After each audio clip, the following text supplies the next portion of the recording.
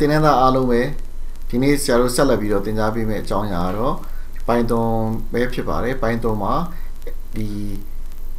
အမှားယွင်းတွေ error တွေပြုလုပ်မိတဲ့အချိန်ကြလို့ရှိရင် error တွေဒီ code တွေတွေ့တဲ့အချိန်ကြရင်ဘာဆက်လုပ်ရမှန်းမသိဖြစ်သွားတတ်ပါတယ်အဲ့လိုအမှားတွေကိုဘယ်လိုရှာကြမလဲ step by step ဘယ်လိုစစ်ဆေးမလဲကြည့်ကြအောင်ဒီမှာ error 1.py ဆိုတဲ့ program လေးတစ်ခုရှိပါတယ်အဲ့ program လေးမှာဒီ ID မှာပဲအောက်က underline တာပြီးပြနေတဲ့သူပါးနေလို့တန်တရားရှိတဲ့နေရာလေးရှိပါတယ်ကဲဒီ program လေးမှားတာမမှားတာသိကြအောင်အရင်ဆုံး run ကြည့်အောင် debugging လုပ်ပါမယ်enter your first name အောင်လို့ထည့်လိုက်ပါမယ်အဲ့တော့ဒီမှာ first name မှာ space မချန်ထားတဲ့အတွက်ကြောင့် name ရဲ့ e နဲ့အောင်နဲ့ဆက်သွားပြီးတော့တိတ်အဆင်မပြေတော့တွေ့ရမှာဖြစ်ပါတယ် your surname ထားပါတော့အဲ့တော့ဒီမှာဆိုရင် error စတက်ပါပြီဘာဖြစ်လို့ error စတက်လဲဆိုတော့ဒီမှာဒီ variable ကတဲ့ not define သူ့ကိုဆရာတို့ define မလုပ်ထားဘူးရှေ့မှာသူ့ကိုဟိုပါဘောနော်မဖန်တီးထားဘူးလို့ပြောနေတယ်မဖန်တီးထားဘူးလို့ဘာကြောင့်ပြောလဲဆိုတော့ဒီမှာဆရာတို့မှာရှိတာက variable နှစ်ခုပဲရှိပါတယ် first name နဲ့ surname ဆိုတာနှစ်ခုပဲရှိတယ်ဒီမှာဒါစာလုံးပေါင်းပါတဲ့သဘောမျိုးဒါစာလုံးပေါင်းမှားသွားတဲ့ချိန်တို့စာလုံးအကြီးသေးမှားသွားတဲ့ချိန်တို့ဆိုရင်အဲ့ဒါဖြစ်ပါတယ်ဒါလေးနဲ့ပြန်ပိတ်လိုက်ပါမယ်အဲ့တော့ဒီနေရာမှာဖြစ်တဲ့တာ first name ဖြစ်တဲ့အတွက်ကြောင့် first name ကို copy ကူးပြီးတော့ဒီ variable မှားနေတဲ့ variable နေရာမှာ paste လုပ်လိုက်ပါမယ်အခုဆိုရင်သူအောက်က underline ပြနေတာမရှိတော့ပါဘူး underline အတွန်းနဲ့ပြနေအဲ့ဒီနေရာကမှားနေတဲ့နေရာဖြစ်နိုင်ပါတယ်စာလုံးပေါင်းမှားတာတို့မှားရေးမိတာတို့အဲ့တော့ input ဖြစ်မဲ့နေရာ click ခောက်လိုက်ပါအောင်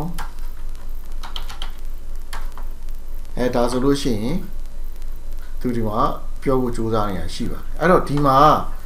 first name နဲ့အောင်နဲ့ကြားထဲမှာ space ချအောင်ဘယ်လိုရေးမလဲအဲ့တော့ဒီအစုံလေးမှာဟို space ချအောင်တမင်တက်ချခဲ့ဖို့လိုပါမယ်ဒါမှမဟုတ်ရှင်မြင်သာထင်သာအောင်ဒီလိုမျိုးရေးလို့ရပါတယ်အဲ့တော့အဆင်ပြေစုရေးပါစာနေမှာလည်းထိုနည်း၎င်းပါပဲအဲ့တော့ဒီကောင်လေးနှစ်ကြောင်းကိုဒီမှာရေးတဲ့ချိန်မှာလည်း hello there မှာထွတ်နဲ့ဆက်နေတာကိုတွေ့ရမှာဖြစ်ပါတယ်ဒါကြောင့်မလို့ဒီနေရာလေးမှာspace လေးတွေခြားတာလေးရရေးပါပါတယ်ဒီမှာကဒီစာနေနဲ့ first name ကြားထဲမှာသူက space ခြားဖို့ခြားခြင်းတဲ့အတွက်ကြောင့် space လေးကို open inverted comma space close inverted comma လေးနဲ့ခြားထားတာဖြစ်ပါတယ်အဲ့တော့မြင်အောင်ချဲပြရမယ်ဆိုရင်ဒီရှေ့ကစာကြောင်းကတက်စာနေကတက်open inverted comma close inverted comma နဲ့ space လေးကတက်first name ကအနောက်ဆုံးကနေပြီးလာပေါင်းထားတာဖြစ်ပါတယ်အဲ့တော့ဒီစာကြောင်းတွေဆက်ရေးဖို့အတွက်စာကြောင်းတွေဆက်ရေးတာကို concatenate လုပ်တယ်လို့ခေါ်ပါတယ် concat ပေါ့နော်အဲ့တော့စာကြောင်းတွေကိုအဲ့လိုဆက်ရေးဖို့အတွက်အပေါင်းလက္ခဏာလေးကိုသုံးပြီးတော့အလွယ်တကူရေးလို့ရပါတယ်ဒီမှာတော့သူကတော့နာမည်တွေကိုဟိုမှားရေးတဲ့ပုံစံမျိုးပေါ့နော်ဒီနှစ်ခုကြားထဲမှာခုနဒီ space လေးထပ်ချပေးလိုက်မှာပို့ပြီးအဆင်ပြေမှာဖြစ်ပါတယ် space လေးချပေးလိုက်မှာပို့ပြီးအဆင်ပြေသွားမှာဟုတ်ပြီဒါဆိုရင်လည်းကြည့်ကောင်းပါပြီပြီးလို့ရှိရင်အောက်ကအကြောင်းနဲ့ချဖို့အတွက်ဆိုရင်သူ့ကို print အလွတ်လေးတစ်ခုရေးထည့်လိုက်ပါမယ်ကဲ program လေးကိုပြန် run ကြည့်အောင်ပို့ပြီးတော့ဒီသက်ဖြစ်သွားပြီလို့ထင်ပါတယ်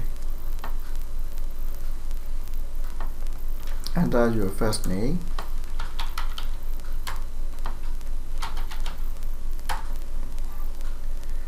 ဒါဆိုရင်နည်းနည်းပို့ပြီးတော့ကြည့်လို့ကောင်းသွားတာကိုတွေ့ရမှာဖြစ်ပါတယ်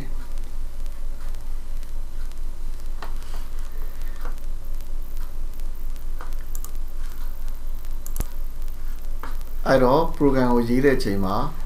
ပထမဆုံးအချက်ကစာလုံးအသေးလေးကြီးပဲဖြစ်ရပါမယ်သူ့ရဲ့ function call တွေကစာလုံးအသေးလေးကြီးပဲ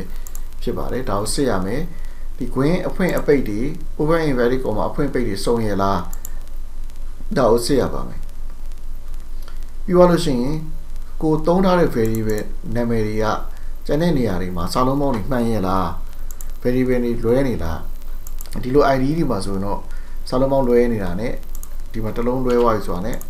အဲ့လို underline လေးတာပြီးပြမှာဖြစ်ပါတယ်ဒါကြောင့်မို့လို့မြင်သာပါတယ်ဒါလေး view ဆိုင်လိုက်ရင်အမှားကင်းစင်တဲ့ programmable ဖြစ်လာမှာဖြစ်ပါတယ်ဒါကတော့ error စစ်ဆေးတဲ့အကြောင်းလေးဖြစ်ပါတယ်အားလုံးကိုကျေးဇူးတင်ပါတယ်